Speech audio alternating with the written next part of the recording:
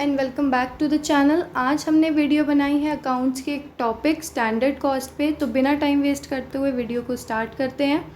Standard cost क्या होती है? स्टैंडर्ड कॉस्ट होती है बेसिकली प्री डिटरमाइंड कॉस्ट, यानी जो हम प्रोडक्शन करने से पहले ही मतलब डिसाइड कर लेते हैं कि कितनी कॉस्ट किसी प्रोडक्ट को बनाने में लगने वाली है, कितनी लागत लगने वाली है।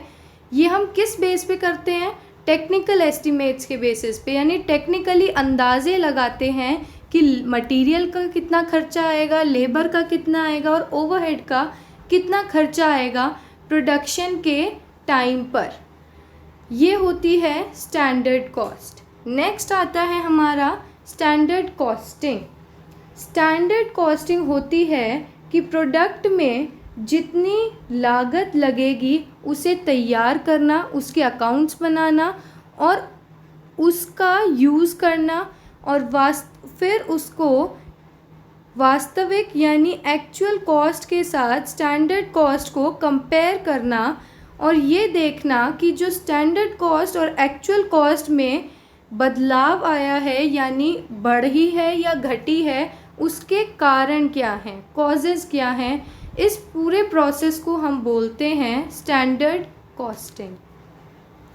अब नेक्स्ट हमारा टॉपिक आता है कि स्टैंडर्ड कॉस्टिंग एग्जिस्टेंस में कैसे आई। स्टैंडर्ड कॉस्टिंग से पहले हिस्टोरिकल कॉस्टिंग मेथड यूज़ की जाती थी और हिस्टोरिकल कॉस्टिंग मेथड की कुछ कमियों की वजह से स्टैंडर्ड कॉस्टिंग सिस्टम एग्जिस्टेंस में आ गया। हिस्टोरिकल कॉस्टिंग, अब इसकी इतनी बुराई हो रही है तो ये भी जान लेते हैं कि क्यों हिस्टोरिकल कॉस्ट होती क्या है। तो हिस्टोरिकल कॉस्ट वो होती थी जो हम प्रोडक्शन करने के बाद नोट डाउन करते थे, यानी हम प्रोडक्ट बना लेते थे। सपोज़ हमने कोई प्रोडक्ट बनाया, कोई टॉय बनाया, वो हमारा 40 रुपीज़ का बना, तो उसे बनाने के बाद हम लिखते थे कि मटेरियल कितना लगा, लेबर का कितना खर्चा आया उसे बनाने में। जिसकी वजह से क्या होता था कि ना तो हम कॉस्ट को कम कर पाते थे यानी रिड्यूस कर पाते थे, ना उसे कंट्रोल कर पाते थे, क्योंकि obviously as a management student आपको भी पता होगा कि अगर हम कोई भी चीज़ का प्रोडक्शन से पहले प्लानिंग करते हैं तो हम किसी भी चीज़ की कॉस्ट रिड्यूस कर सकते हैं। यानी हम देख सकते हैं हमें मटेरियल कहाँ से सस्ता मिलेगा, लेबर कहाँ पर चीप मिलेगी। और हिस्टोरिकल कॉस्टिंग सिस्टम की वजह से हमें इंफॉर्मेशन भी डिले यानी बाद में मिलती थी, क्योंकि प्रोडक्शन के बाद ही हम सब कुछ अकाउंट्स मेंटेन करते थे कि प्रोडक्ट को बनाने में कितना खर्चा आया। और ये एक एक्सपेंसिव सिस्टम हो जाता था। क्यों? क्योंकि हम अपनी कॉस्ट को कम नहीं कर पाते थे। अब आता है कि क्या एक्चुअल कॉस्ट स्टैंडर्ड कॉस्ट से ज़्यादा हो तो ये ऑर्गेनाइजेशन के लिए अच्छा है या बुरा है। तो अगर एक्चुअल कॉस्ट स्टैंडर्ड कॉस्ट से ज़्यादा है तो ये शो करती है कि किसी प्रोडक्ट को बनाने में जो खर्चा हुआ है किसी ऑर्गेनाइजेशन का, वो उनकी एक्सपेक्टेशन से यानी उनकी सोच से ज़्यादा खर्चा हुआ है, तो यानी ये ऑर्गेनाइजेशन के लिए बैड है, बुरा है। और अगर एक्चुअल कॉस्ट कम होती है स्टैंडर्ड कॉस्ट से तो इसका मतलब ये ऑर्गेनाइजेशन के लिए अच्छा होता है।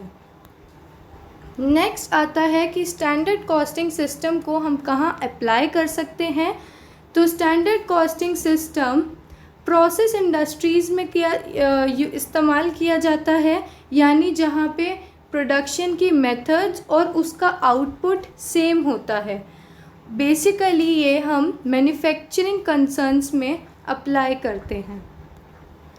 अब आते हैं स्टैंडर्ड कॉस्टिंग सिस्टम के क्या फ़ायदे हैं।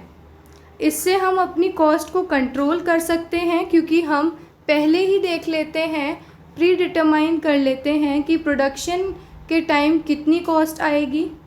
इसकी वजह से वेस्टेज भी कम होता है, यानी जितना मटेरियल रिक्वायर्ड होता है उतना ही मंगाया जाता है।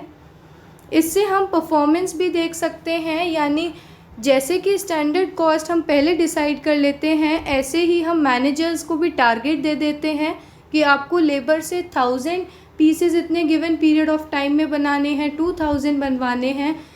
और अगर वो अपना टारगेट अचीव कर लेते हैं यानी उनकी परफॉर्मेंस अच्छी है। इसके थ्रू हम स्टैंडर्ड कॉस्टिंग के थ्रू हम देख सकते हैं कि किन किन जगहों पर कमी है, यानी मटेरियल, हमारा मटेरियल बेकार है या जो हमारी लेबर है बेसिकली वो अपना काम पूरा कर रही है या नहीं कर रही है, अपना टारगेट ले रही है, अचीव कर रही है या नहीं कर रही है। नेक्स्ट आता है, इससे हमें गाइडेंस मिल जाता है कि हम प्रोडक्शन कैसे करने वाले हैं और हम अपने प्रोडक्ट का प्राइस क्या रखने वाले हैं, ये हमें पहले ही अंदाज़ा लग जाता है।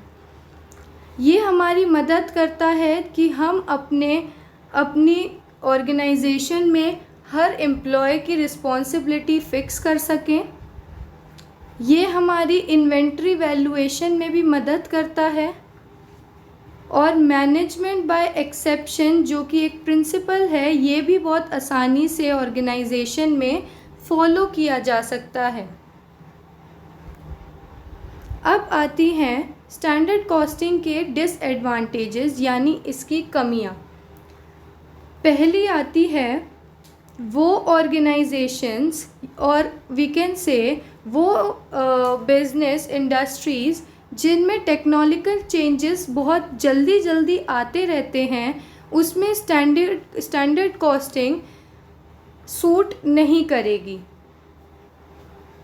क्योंकि उसकी वजह से जो प्रोडक्शन की कंडीशन है वो अफेक्ट होती रहती हैं। स्टैंडर्ड कॉस्टिंग सिस्टम को हम उन ऑर्गेनाइजेशन और उन इंडस्ट्रीज़ में यूज़ नहीं कर सकते जहाँ पे प्रोडक्ट कस्टमर की स्पेसिफिकेशंस के हिसाब से यानी कस्टमर्स की नीड के हिसाब से प्रोडक्ट्स को बनाया जाता है, क्योंकि वहाँ पे हर प्रोडक्ट का अलग कॉस्ट होता है। जैसे अगर हम इंटीरियर डिज़ाइनर्स की बात करें तो उसमें हर कस्टमर के अलग अलग बजट्स होते हैं। इसकी स्टैंडर्ड कॉस्टिंग की तीसरी कमी है कि इससे हमें स्टैंडर्ड्स सेट करने में परेशानी होती है, यानी इसकी वजह से हमें टेक्निकल स्किल्स अगर हमारे पास हैं तो ही हम स्टैंडर्ड्स को सेट कर सकते हैं, जिसकी वजह से हमें टाइम और मोशन स्टडी की नॉलेज बहुत अच्छी होनी चाहिए और इसकी वजह से बहुत सारा टाइम और पैसा चाहिए होता है, जिसकी वजह से ये एक्सपेंसिव बन जाता है।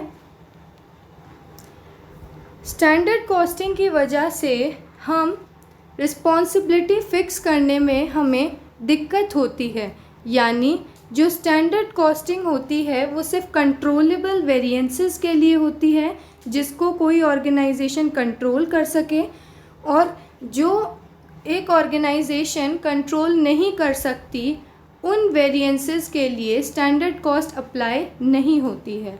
और बहुत सारी इंडस्ट्रीज़ ऐसी हैं जहाँ पर अनकंट्रोलेबल वेरिएंसेस भी बहुत होते हैं जो कि स्टैंडर्ड कॉस्टिंग नहीं कर पाता।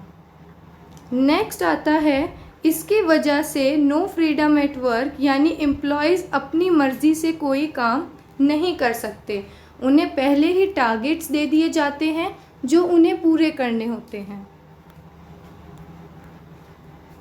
Thank you. This was all about this lecture.